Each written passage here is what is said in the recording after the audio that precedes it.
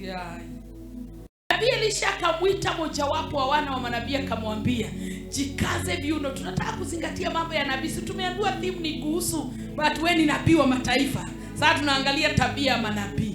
Nabii Elisha akamwambia mojawapo wa wana wa manabii, akamwambia jikaze viuno. Ukachukue chupa hii ya mafuta mkononi mwako, ukaende Ramoth Gileadi. Utakapofika huko mtafute Jehu mwana wa Shafati, mwana wa Nimishi. Ukaingia ukamtoe miongoni mwa ndugu zake, ukamchukue katika chumba cha ndani. Hapo ndio penye confusion ya watu wengi na kujiana. Maana watu wanataka kuitwa as a group. Wewe unaitwa peke yako. Na kama wengine hawana wivu wa Mungu, kama wengine si manabii, basi wewe ni nabii. Biblia inasema ya kwamba utamchukua utakuwa kwa group, lakini mchukue peke yake. Wewe uliitwa peke yako, lakini huwezi fanya kitu, huwezi simama kwa position yako kwa sababu mama Akinyia alikataa. Asema ishindwe. Eti kwa sababu mama Kenovia alikataa.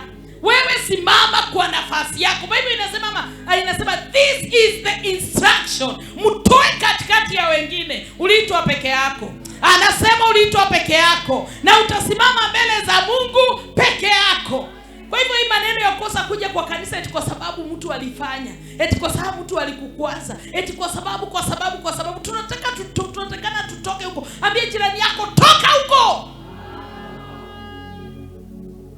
Biblia inasema ya kwamba utafika umtafute Jehu mwana wa Shafati, mwana wa Nimishi. Ukaingia ukamtoe miongoni mwa ndugu zake, ukamchukue katika chumba cha ndani. Kisha utoe ile chupa ya mafuta, ukayamimine juu ya kichwa chake. Ukaseme, Bwana asema hivi, nimekutia mafuta uwe mfalme juu ya Israeli. Kisha ufungue mlango ukimbie, wala usikawie. Basi yule nabii kijana akaenda Ramoth Gileadi. Naye alipofika, tazama, majemadari wa jeshi walikuwa wamekaa. Naye akasema, nimetumwa na neno kwako, jemadari.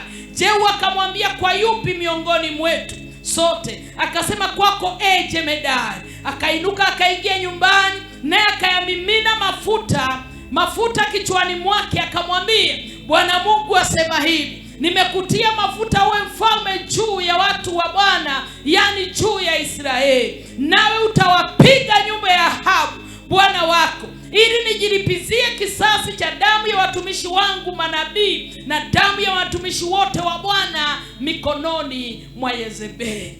Sasa amepatiwa kazi.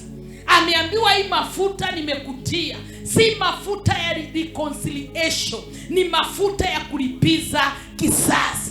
Your position ni kulipiza kisasi kwa sababu ya damu ya manabii na damu ya Hazaeli. Kwa hivyo usikia vizuri, this is your position.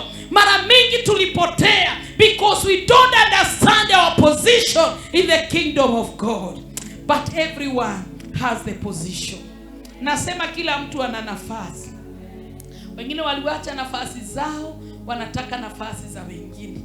Wengine nao hawajui hata waliwekwa wapi, ye haelewi. Na mwingine naye ni mambo ya kujidunisha kama vile tumeambiwa. Mwingine naye ni mambo ya kusema mimi ni kigugumizi. Kama nafasi Mungu amepatia nafasi, atakufundishia kwa hiyo nafasi.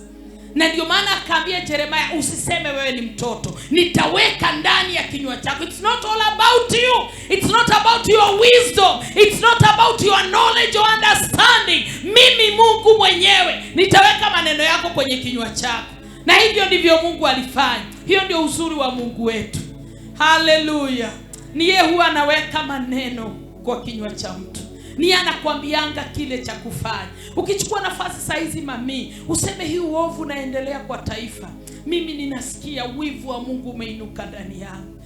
Sitakubali. Saizi imejaa all over mitandao. Afadhali ya kitambo ilikuwa inafichwa. Maharusi yanafanyika ya jinsia moja. Umwambie Bwana, huu uovu hautaendelea. Nasikia nina wivu wa Mungu ndani yangu. Things must change. Where is our generation? Where are they going? Kikiendelea hivi, je, tutakuwa na kizazi? Maana mme hawezi mzalisha mme mwenzake. Hata kondoo ni mjinga na iwezi chukua ndume mwenzake. lakini wanadamu wamemkufuru Mungu. Usikie ndani ya moyo wako kuna moto unawaka kwenye mifupa yangu. Ni ukweli, kuna wengi wananisema, kuna wengi wanaona mimi ni mshamba, lakini kuna moto unawaka ndani yangu. Nikiona kanisa watu wanapotea, watu waliokuwa wa dhamana shetani amewaiba, the church is not increasing, kuna wivu inaamka ndani yangu na ninasikia ni mimi Mungu anahitaji. Yes, I am the one.